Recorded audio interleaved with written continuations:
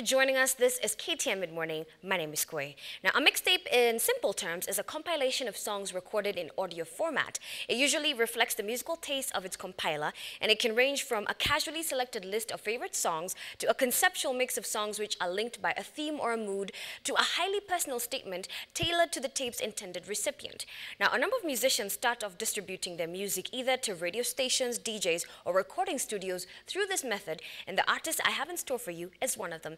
He's the brainchild behind the popular hit song Chips Funga, and it only gets better. Ole Ku, Dutch, and many more. Not only is this young man handsome and a gentleman, but he is truly talented as well. Check him out on Mid-Morning Lifestyle next.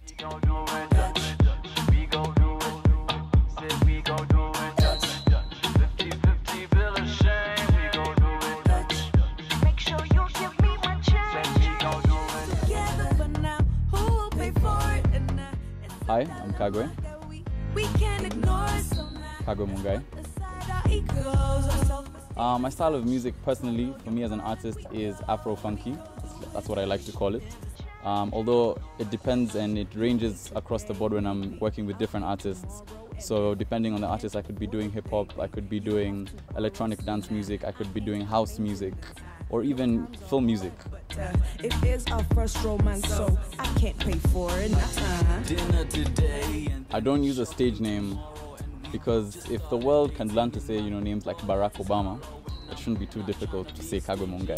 Baby, please don't judge. I see you got your... My musical journey began non-professionally when I was wearing diapers, so I would be singing all the time and playing all sorts of things.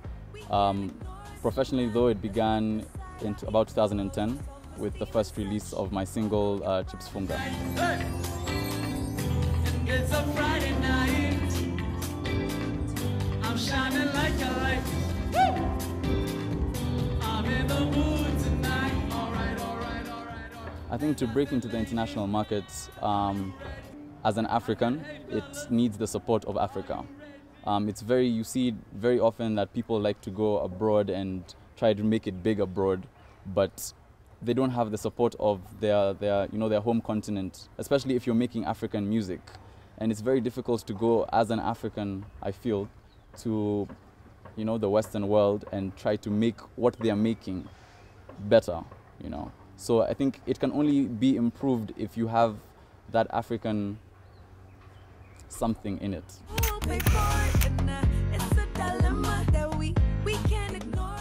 Right, well, I come from a very humble background. I have two brothers, one aged 4, one aged 24.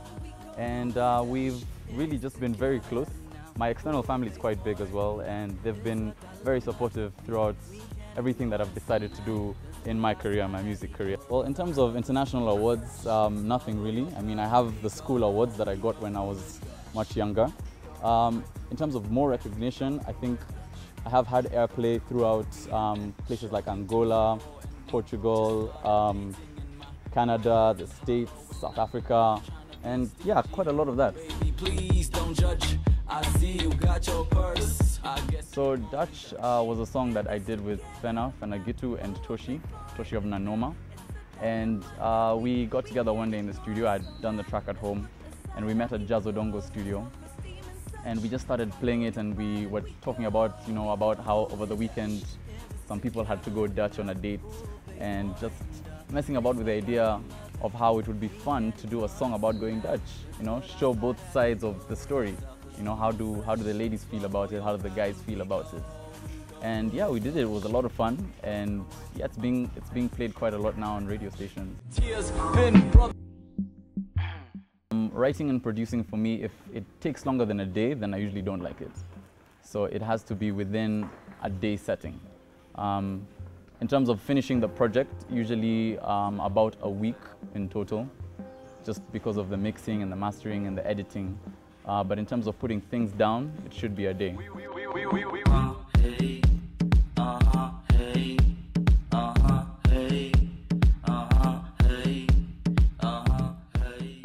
I have studio sessions almost on a daily basis, whether that's my own studio sessions or meeting with other individual artists to work on their music for them or help them through the music.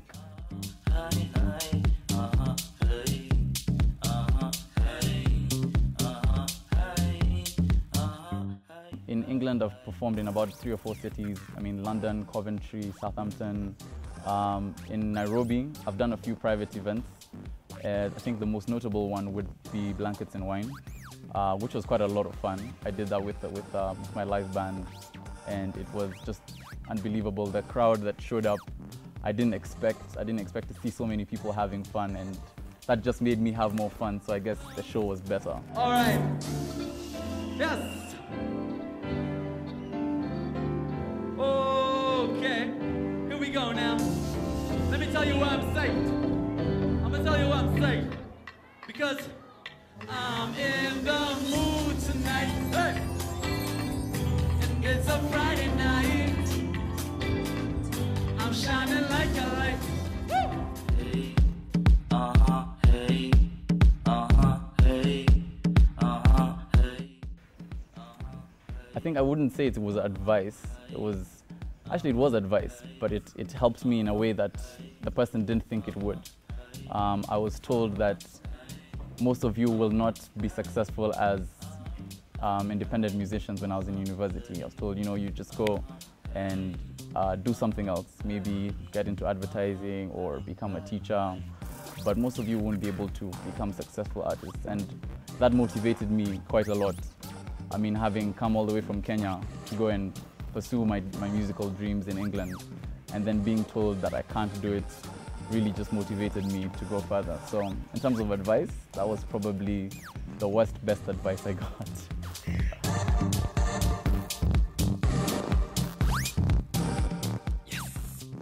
Wow. I don't know, I think intelligence and a genuine heart. Yeah, I mean, someone who is just basically genuine. And I think you can see that through just speaking with somebody. I won't lie, I'm a guy, so I look for attractiveness as well. So, yeah, that's generally about it.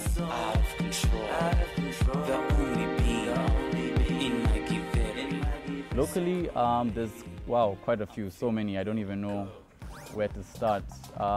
Just off the top of my head, I would say somebody like the group Just a Band. I really like their sound and what they're doing with their music. Internationally, it's so huge. One of my biggest inspirations is someone like Pharrell, and that's just someone I'd like to work with. I'm in love with Beyonce, so she's also on the top of my list there. Yeah, there's quite a few.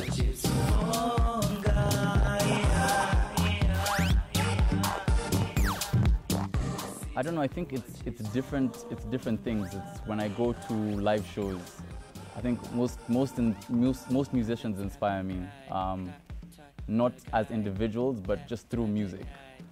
I love watching live music and being able to just experience that person's creativity through other people, in one large setting, and that inspires me.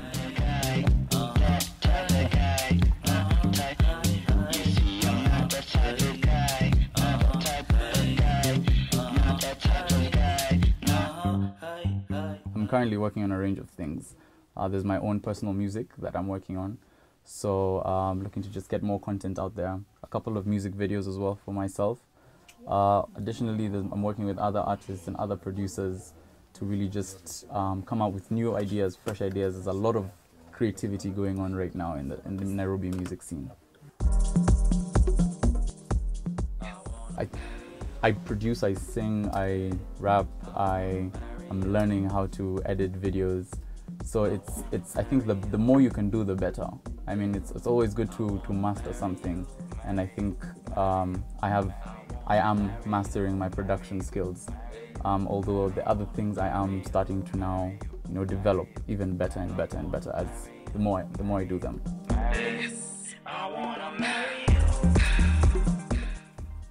Music is my main focus. Like I said, I'm interested in film, and I'm working on really just getting into that industry and learning about it, because that's an area I think that is going to be quite big in Africa and Kenya specifically in the next coming years. And I love sound, and I'm fascinated by, you know, being able to manipulate sound. But I'm also fascinated with being able to tell stories through pictures. And so I write scripts, but I don't know how to edit and things as well. So I can do a little bit of amateur things here and there, but I want to take it up a notch. So I'm learning, you know, tutorials and classes and things like that, just to improve. I play drums, I play saxophone, and I play the keys. Yeah, so I could do that, one of those. And I have some keys here, you know, so could do a little bit of that.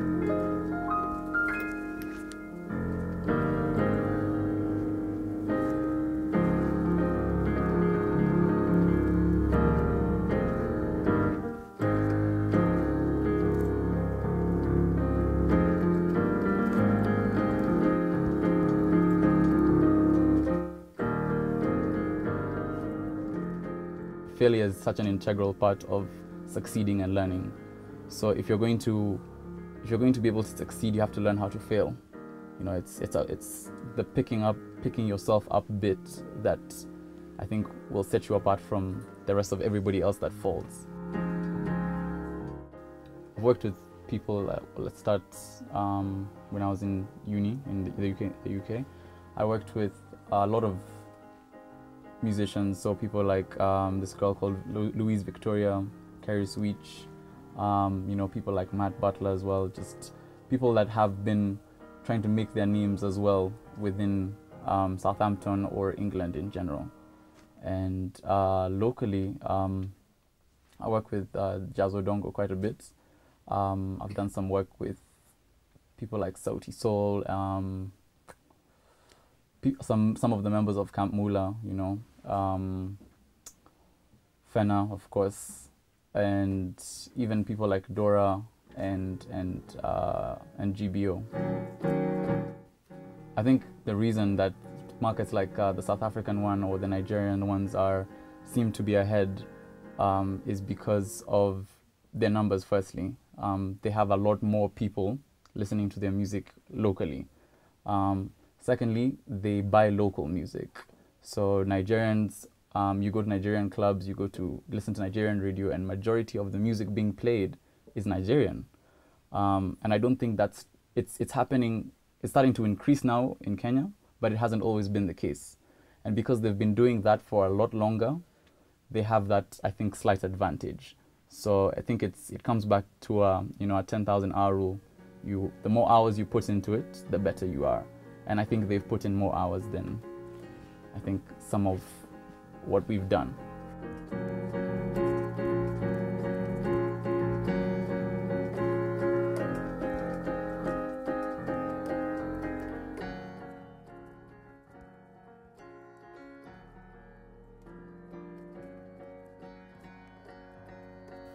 You'll be pleased to know my music is for free. It's on the internet everywhere, so you just literally Google Kagwe Mungai music. So that's on Facebook, on Twitter, on SoundCloud, everything, YouTube, everything. So there's a lot of content out there and it's for free. So grab a hold of it, share it with everybody, your sister, your mother, whoever you know that's willing to listen. And yeah, so it's there.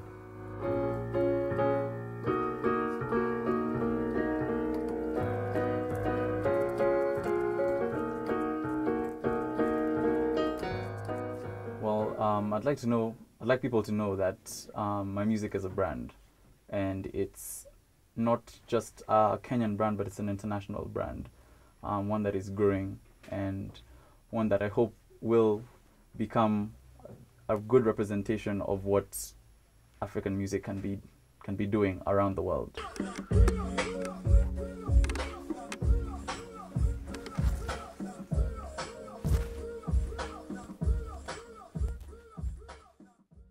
I'd like people to know that Kagwe Mungai music is a brand, and not just a Kenyan brand or an African brand, but it's an international brand that does carry African roots. It celebrates Africa, and I'd want people to know that it's going to be a representation of the beauty that is in Africa. I hope you're ready, 'cause it's so like cool. She feeling the boy, yeah.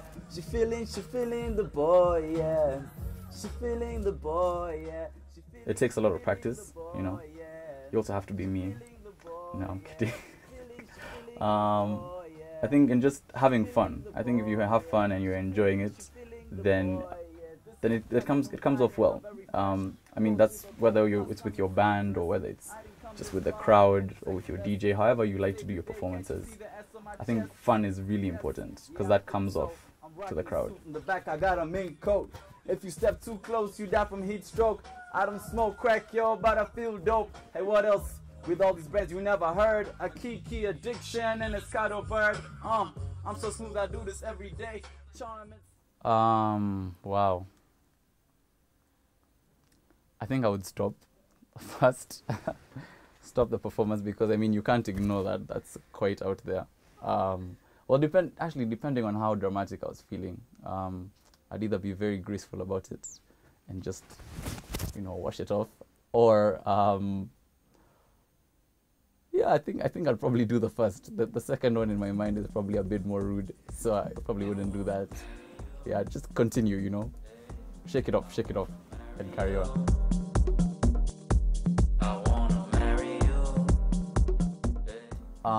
That's actually happened, but I just continue, you know, do the step that you intend on doing, and you finish, and you just power through it.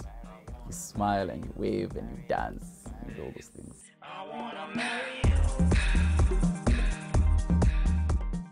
Well, I guess, I mean, you have a duty to sign, so you sign. Otherwise, then I would be a bad person, you know, celebrity figure type thing.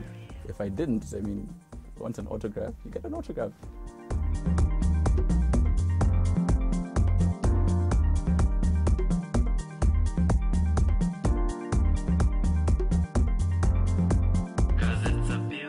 The guitar is said to have the widest range of timbres. Now that means it has the most variety of qualities of sound which can be produced. A guitar can be soft and tender or loud and harsh. It can create sensitive vibrato like a wind instrument, or it can be thumped and slapped like a percussion instrument. Did you know that the guitar is one of the most universal instruments across cultures and genres?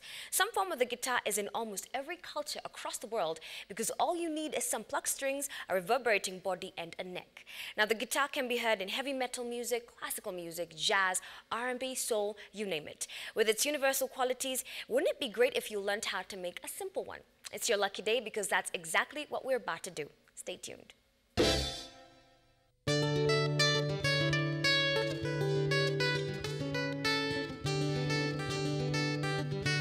A guitar, a stringed instrument with a long fretted neck and flat violin-like body.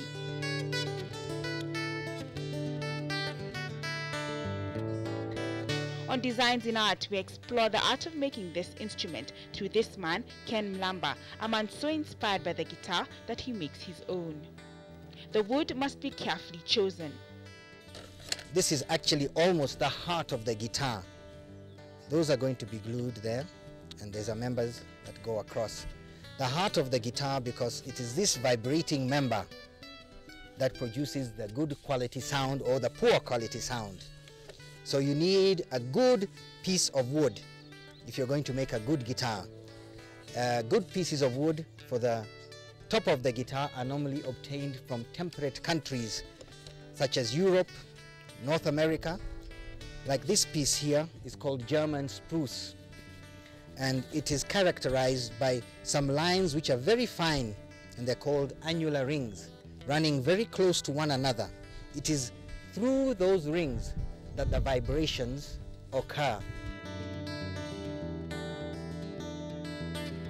The side of the guitar is fragile. It's about 2.5 to 3 millimeters thick, and you can break it easily. If you break it, then it's lost, and because the sides are book matched, that means you will have lost two sides. With that done, one particular interesting part is the bending. Yes, it's now there.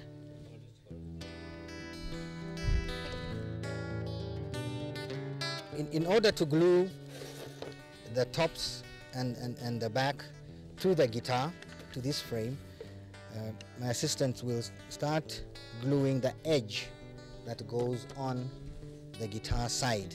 He glues them with things that are very commonly used, and those are clothes pegs, which holds them.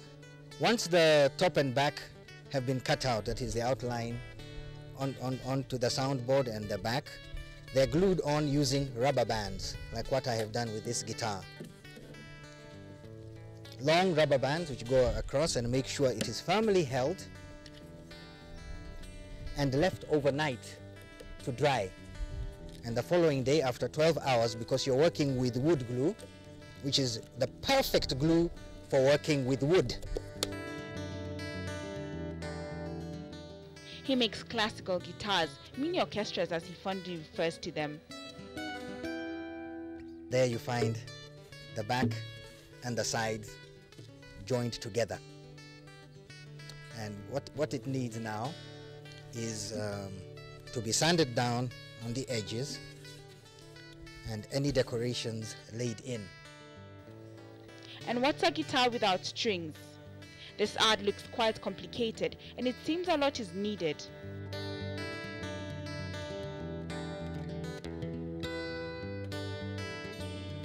You put a knot here.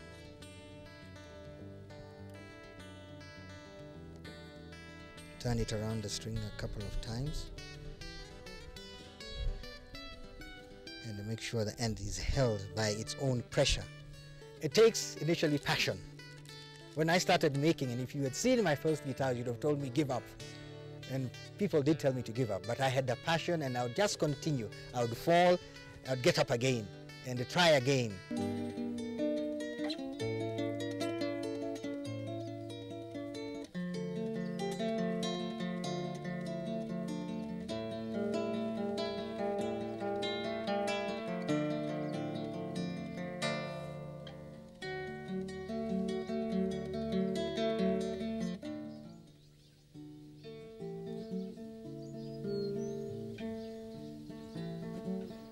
Passion, the force that drives this art.